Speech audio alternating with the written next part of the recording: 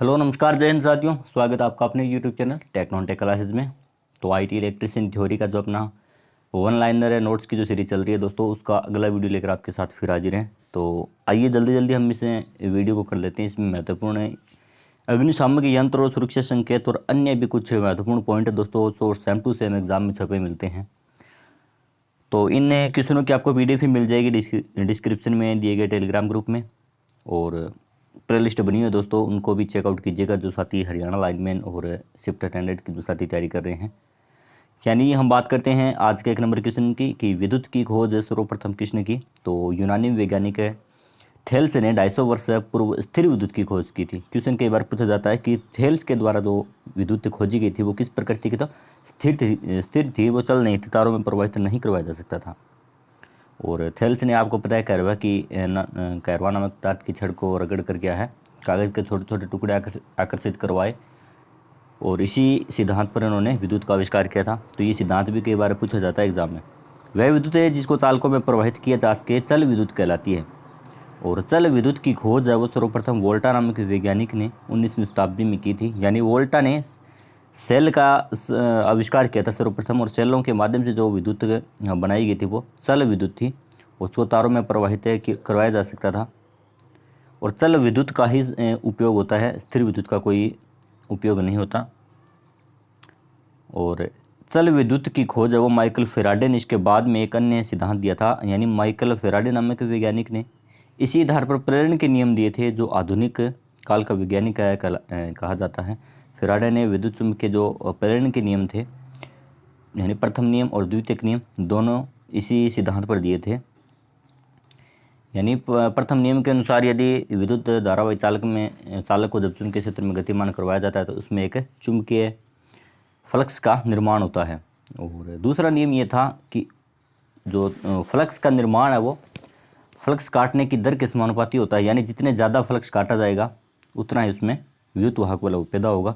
तो इसी से आधार पर दो सिद्धांत अलग अलग दिए थे दोस्तों फेराडे ने। और विद्युत को वैज्ञानिक अल्बर्ट आइंस्टीन ने ऊर्जा संरक्षण के सिद्धांत के अनुसार ऊर्जा को, यानी एक अन्य वैज्ञानिक अल्बर्ट आइंस्टीन के एक समीकरण के बार के एग्जाम में पूछी जाती है, ई बराबर m/c²। कंपटीशन एग्जाम में पूछी गई थी कि अल्बर्ट आइंस्टीन की ऊर्जा समीकरण बताइए, तो ये छोटा सा फार्मूला है, ई बराबर m/c²। तो अल्बर्ट आइंस्टीन ने ऊर्जा संरक्षण का नियम दिया था। इसके अनुसार ऊर्जा को न तो पैदा किया जा सकता और न ही नष्ट किया जा सकता। बहुत ही महत्वपूर्ण क्वेश्चन है दोस्तों। पीडीएफ आप इनका प्रिंट आउट निकलवा सकते हो, पढ़ सकते हो, और पूरा ये चैप्टर का धीरे धीरे हम आपको क्वेश्चन करवाने वाले हैं। तो फर्स्ट एड यहाँ पर बताया गया, सुरक्षा चिन्ह दोस्तों देख सकते हो आप, यानी फर्स्ट एड का दिया गया है। और फ्लेमेबल यानी जलने योग्य कोई चीज़ बताई गई है कि जलने वाली वस्तु, फायर एक्सटिंग्विशर, और इस धूम्रपान नहीं करना। यानी आप देख सकते हो कि सुरक्षा चिन्ह है वो कितने प्रकार के होते हैं। तो एक होता है निषेधात्मक चिन्ह, और इस संकेत में किसी कार्य को न करने का संकेत देता है। यानी इस क्या करती है, वो गोलाकार बॉर्डर व क्रॉस लाल रंग का होता है। यानी ये जो निषेधात्मक प्रकार का चिन्ह ये बताया गया दोस्तों। उसके बाद में इसकी आकृति है वो गोलाकार, और बॉर्डर और क्रॉस पट्टी होते हैं उसका लाल रंग होता है। और धरातल की पृष्ठभूमि कैसी होती है, सफ़ेद रंग होती है, और चिन्ह का रंग कैसा काला होता है। यानी ये जो चीज़ें दी गई है, पृष्ठभूमि कैसी होती है, चिन्ह का रंग कैसा होता है, बॉर्डर कैसी होती है, क्रॉस पट्टी कैसी होती है, ये क्वेश्चन भी कई बार एग्जाम में पूछे जाते हैं। बहुत डीपली क्वेश्चन है वो पूछे जाते हैं, तो इनको भी याद रखना। इसके बाद में उदाहरण है कि प्रवेश निषेध है, धूम्रपान है, यहाँ पर निषेध है, दोनों तरफ वाहन निषेध। यानी अलग अलग तरह के कई बार आपने देखे हुए सेफ्टी साइन जो लगे होते हैं सार्वजनिक स्थलों पर, यहाँ पर थूकना मना है या पोस्टर लगाना मना है, वो निषेध किया होता है।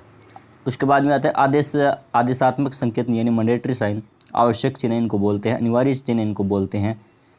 यानी इस संकेत में कार्य करने के पूर्व और बाद में इन चिन्हों का आदेश दिया जाता है कि आपको ऐसा करना है। इनकी आकृति क्या होती है, गोलाकार होती है। और धरातल की पृष्ठभूमि कैसी होती है, धरातल की पृष्ठभूमि का रंग नीला होता है, और चिन्ह का जो संकेत या चिन्ह होता है उसका रंग होता है सफ़ेद। याद रखने वाली बातें हैं दोस्तों। जैसे हाथों में दस्ताने पहनने के लिए आपको कोई इंगित कर रहा है, हेलमेट पहनना है, और चश्मा पहनना है, जूते और सेफ्टी बेल्ट पहनना आदि क्या है, ये अनिवार्य संकेत होते हैं कि आपको ये करने ही होते हैं वैद्युतिक कार्यशाला में। भारतीय विद्युत मानकों के अनुसार ये नियम दिए गए हैं दोस्तों। उसके बाद ये सूचनात्मक चिन्ह, इन्फॉर्मेटिव, इन संकेतों के द्वारा सुरक्षा संबंधी जानकारी दी जाती है। इनका आकार क्या होता है, वर्गाकार होता है। वर्गाकार होता है और धरातल की पृष्ठभूमि का रंग है तो हरा होता है और संकेत है वो सफ़ेद रंग का होता है दोस्तों। यानी जैसे पेट्रोल पंप और प्राथमिक उपचार, यानी ये सूचना देते हैं किसी विशेष स्थान पर कि यहाँ पर पेट्रोल पंप है, यहाँ पर प्राथमिक उपचार की सुविधा है, यहाँ पर अग्निशामक यंत्र है, यहाँ पर प्रसाधन सामग्री है, या पीने का पानी है, या शौचालय है, आदि अलग अलग जो सुरक्षा चिन्ह होते हैं, यानी ये सूचना प्रोवाइड करवाते हैं। इसके बाद में आता है चेतावनी चिन्ह। इन संकेतों को उद्योग में आने वाले आगंतुकों को खतरे की चेतावनी देता है, यानी यहाँ पर वार्निंग साइन इनको बोल सकते हैं। सचेतक चिन्ह भी कई बार इनको बोल दिया जाता है, सचेतक चिन्ह। तो इन संकेतकों को उद्योग में आने वाले आगंतुक खतरे की चेतावनी देते हैं और इनका आकार अब त्रिभुजाकार होता है। धरातल के पृष्ठभूमि का रंग है वो पीला और सफ़ेद, यानी इनका आकार वो त्रिभुजाकार होता है और धरातल की पृष्ठभूमि का रंग पीला होता है। संकेतक का वो काले रंग का होता है दोस्तों। यानी त्रिभुज आकार की आकृति में कई बार आपने देखा होगा इस प्रकार जो खतरे का चिन्ह बना होता है, उसके यहाँ पर बात की गई है कि त्रिभुजाकार। लगभग किसी ने इसमें इसी प्रकार पूछा जाता है कि इनकी आकृति कैसी होती है, त्रिभुजाकार होती है और धरातल की जो पृष्ठभूमि होती है वो पीली और संकेतक का वो काले रंग का होता है। यानी कहाँ पर होते हैं ये साइन, जैसे ट्रांसफार्मर खतरा और आग का खतरा, लेज़र किरणें हैं, लेज़र बीम का खतरा, यहाँ पर कोई केमिकल है या विद्युत झटके का खतरा है, तो इस प्रकार के खतरे यहाँ पर दिए होते हैं। आग की श्रेणियों की बात करते हैं दोस्तों बाद में। तो आग की कुछ श्रेणियाँ बताई गई हैं और इनमें से भी क्वेश्चन पूछे जाते हैं। क्लास ए श्रेणी में कौन सी आग आती है दोस्तों? लकड़ी, कागज़, कपड़ा, जूट, सूखा कचरा, प्लास्टिक, अखबारी जो कागज़ होते हैं, इनमें जो लगी आग वो किस में आती है? क्लास ए में आती है। वर्गीकरण इनका किया जाता है और इस आग को पानी से बुझाया जा सकता है। यानी क्वेश्चन पूछा जाता है कि आग का वर्गीकरण कीजिए, इनमें से कौन सी आग वो किस में लगती है, उसका निवारण क्या है। उसके बाद में होती है क्लास बी की आग, जो किस में लगती है? ज्वलनशील द्रव्यों में लगती है। जो जलने वाले द्रव्य होते हैं जैसे मिट्टी का तेल, डीजल, पेट्रोल और जो ऑयल वगैरह होते हैं उसमें लगती है। उसके बाद निवारण, इन क्लास बी श्रेणी की आग वो मिट्टी के तेल, डीजल, पेट्रोल आदि में लगती है और इनके निवारण के लिए झाग वाला अग्निशामक यंत्र, इनको क्या बोलते हैं? फोम टाइप भी कई बार एग्जाम में ऑप्शन आ जाता है। झाग वाला न देकर फोम होती है, इसी को झाग बोलते हैं। CO2 यानी कार्बन डाइऑक्साइड और सूखी रेत या शुष्क पाउडर यानी CTC और DPT होते हैं अग्निशामक यंत्र। CTC carbon tetrachloride. और यहाँ पर क्लास बी की आग बुझाने का निवारण बताया गया। क्लास सी की ज्वलनशील गैसों में लगती है, जैसे LPG होगी, CNG, इथेन, ब्यूटेन, प्रोपेन, इस प्रकार जो गैसें होती है जलने वाली, उनमें सी श्रेणी की आग आती है। निवारण है शुष्क पाउडर वाला जो अग्निशामक यंत्र होता है वो इसके लिए आग बुझाने के लिए काम में लिया जाता है, गैसों के लिए। एक आता है हेलोन। हेलोन क्या है दोस्तों? सभी प्रकार की आग वो बुझा सकता है हेलोन। क्वेश्चन पूछ लिया ऑप्शन में आ जाता है कि निम्न में से हेलोन है वो कौन सी या किस प्रकार की आग बुझा सकता है, तो सभी प्रकार की आग बुझाने में हेलोन काम में ले सकते हैं। और उसके बाद में आती हैं क्लास डी की ज्वलनशील धातुओं में लगी आग, यानी जो धातुओं में जो आग लगती है वो होती है क्लास डी की, जैसे मैग्नीशियम, सोडियम, एल्यूमिनियम, इस प्रकार के विभिन्न प्रकार के जो जलने वाले धातु होते हैं, इनके निवारण के लिए CO2, CTC, हेलोन, इस प्रकार के जो अग्निशामक यंत्र काम में ले जाते हैं। इसके बाद में आती है क्लास ई की आग।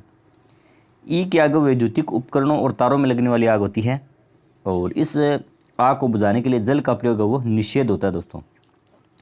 एक उपरता क्लास है बी की जो आग होती है जो द्रव्यों में लगती है, ज्वलनशील द्रव्य, उसकी आग को क्या है पानी से नहीं बुझाया जा सकता। और एक है ई श्रेणी क्या, इन दोनों में क्या है पानी का प्रयोग वो निषेध है। क्यों? द्रव्यों में क्योंकि द्रव्य जो आग लगती है वो चिकरण या समुद्रिंग विधि के द्वारा बुझाई जाती है। और एक होती है स्टार्विंग विधि, आग बुझाने की कुछ विधियाँ हैं उस पर भी हम बात करेंगे। बी श्रेणी की आग को बुझाने की विधि यहाँ पर चिकरण विधि कहलाती है। चिकरण या समुद्रिंग यानी ऑक्सीजन की सप्लाई, O2 की सप्लाई काट कर या आपूर्ति काट कर वो जो आग बुझाई जाती है वो होती है चिकरण या समुद्रिंग, इसको बोलती है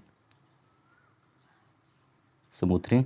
और ये भी क्वेश्चन बहुत बार एग्जाम में पूछा जाता है, इंपॉर्टेंट क्वेश्चन है। विद्युत की आग बुझाने के लिए हेलोन प्रकार के अग्निशामक यंत्र का वो प्रयोग किया जाता है, या सूखी रेत हो सकती है, शुष्क चूर्ण हो सकता है। पेट्रोल में लगी आग बुझाने के लिए CO2 अग्निशामक यंत्र का प्रयोग किया जाता है और पानी का उपयोग यहाँ पे निषेध बताया गया है।